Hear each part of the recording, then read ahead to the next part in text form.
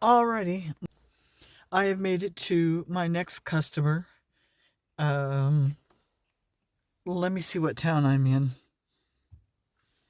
My logbook says Bear, Vermont. Barre. Okay. So there, the customer's open until I think he said 7, and he says, "Yeah, go back there and grab your unit if you want." And I was kind of like, "Yeah, that's because it'd be nice to leave tonight." That didn't happen. Couldn't find the unit, and he suspects that it might still be over at a different lot, buried, stuck in the mud. I don't know. And I told him, it's okay. I'll just come back in the morning and we'll deal with it. We'll see if we can figure out my unit. On the load board, there are several units leaving from this location going to Salt Lake City. I am determined to leave with one of them. So I'm going to come back in the morning. So we've got the night off. It's what? 6:30. We got the night off to do absolutely nothing. So I'm going to drive back into town and do absolutely nothing.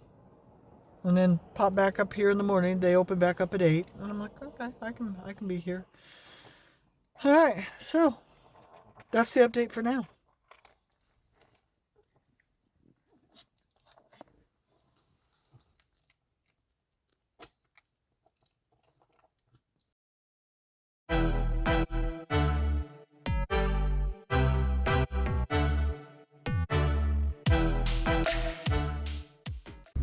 April the 4th. I'm on my way back to the customer. And I just had to turn around and go back and get a picture of this. Check this out. Stunning.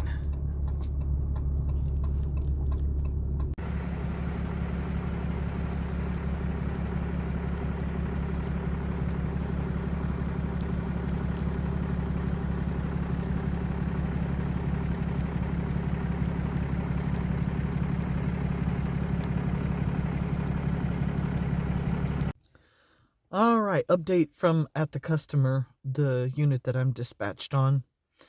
It is inaccessible. It's on another lot, up on the hill, in the mud. So because there's a whole bunch of Vermont to Utah loads on the load board, I accessed the load board and I gave him the unit numbers of what we have on our board. And the customer is going to go through their lot and find out if any of the units that are on the load board are accessible. Oh, here comes the guy now.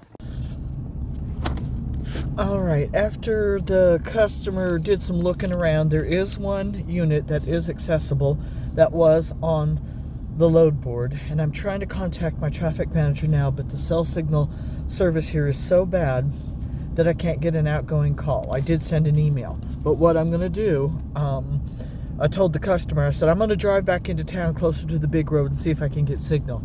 He says, what I do when I can't get a good signal is I go over by the John Deere tractor dealership and drive up the hill and go to the top of the hill, and I'm like, seek higher ground. So we're going to seek higher ground.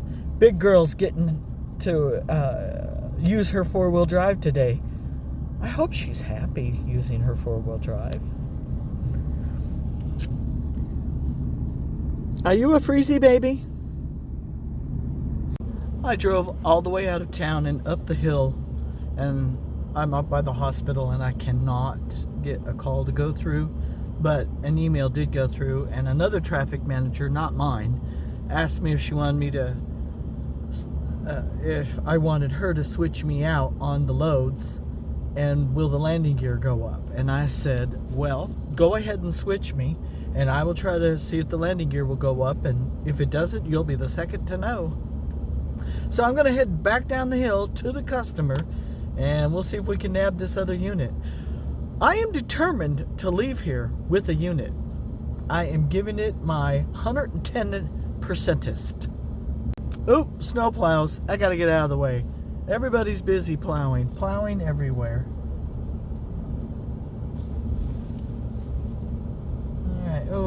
make that sharp of a turn in four-wheel drive. I can tell I'm in four-wheel drive the way she makes turns. She's like, I don't want to make this turn. A little driving tip for everybody. I am going down an extremely steep hill. It's got like 1 or 2 runaway truck ramps, and it's slick. And so I don't know if most people know this, but if you start slicking on the beaten path, you can move your vehicle over into the untouched snow, and it will help slow your vehicle down. I didn't know if you knew that. I just thought I'd share that with you. Okay, there's just 1 runaway truck ramp, and there it is.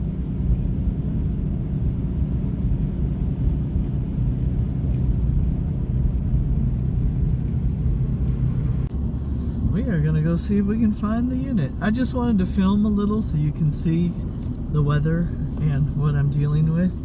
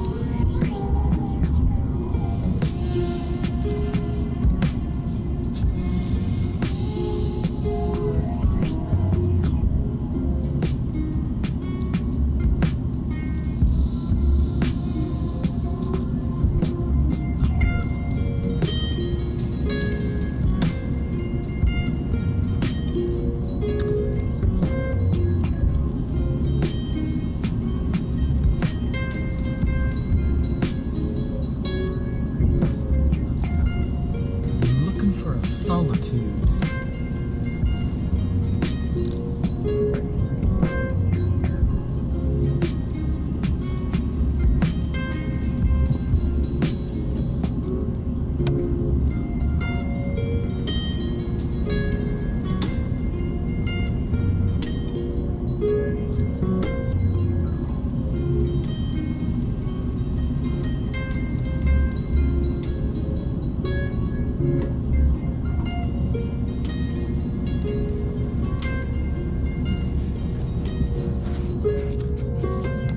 Found a solitude.